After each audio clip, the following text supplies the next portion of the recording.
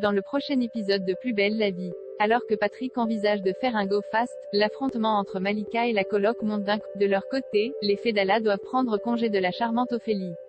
Attention, les paragraphes qui suivent contiennent des spoilers sur l'épisode de Plus belle la vie diffusé demain soir sur France 3. Patrick accepte de faire le go fast alors que Patrick s'engage à faire l'aller-retour à Barcelone pour ramener la cocaïne au gang Rousseau et avoir enfin la paix. Babette tente de l'en dissuader et Manon veut le faire à sa place. Patrick les rassure. Pendant ce temps, Eric et Jean-Paul préparent leurs équipes pour intercepter la livraison. Revel ne veut surtout pas la louper. Pour cela, il est prêt à mobiliser autant d'hommes qu'il le faut. De son côté, Babette reproche à Manon de mal s'y prendre avec Raphaël.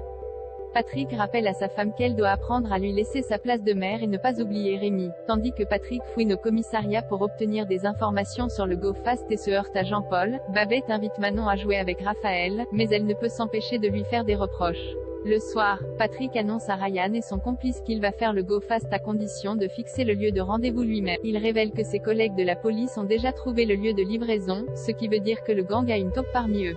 Ryan accepte les conditions de Patrick.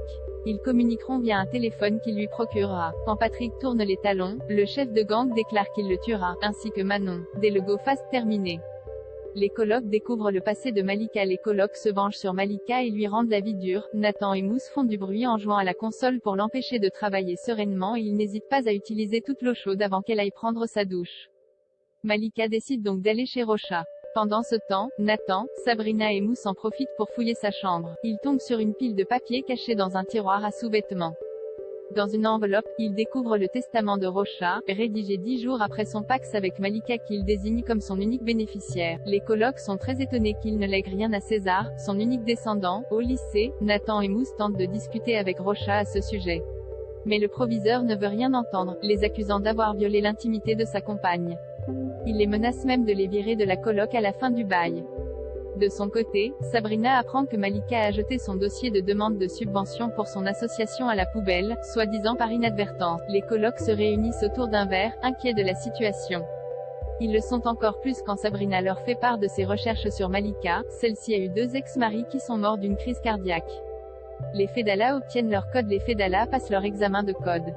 Même s'il a peur de se tromper, Karim préfère ne pas tricher car il sait qu'Ophélie n'aime pas les menteurs. Bilal, lui, espère secrètement rater le code pour pouvoir continuer à fréquenter sa monitrice. Et Abdel se décide à aller de l'avant plutôt que de retenter sa chance avec elle.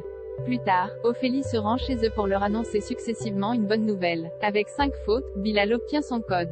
Il lui tarde de commencer les leçons de conduite et surtout de la revoir.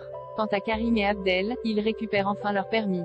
Tous deux lui offrent un GPS pour la remercier. Une fois Ophélie partie, les Fedala ressentent un vide. Abdel suggère alors de se trouver une nouvelle activité en famille mais se heurte aux indisponibilités de son père et de son fils. Plutôt que de rester seul chez lui, Abdel va boire un verre au Marcy.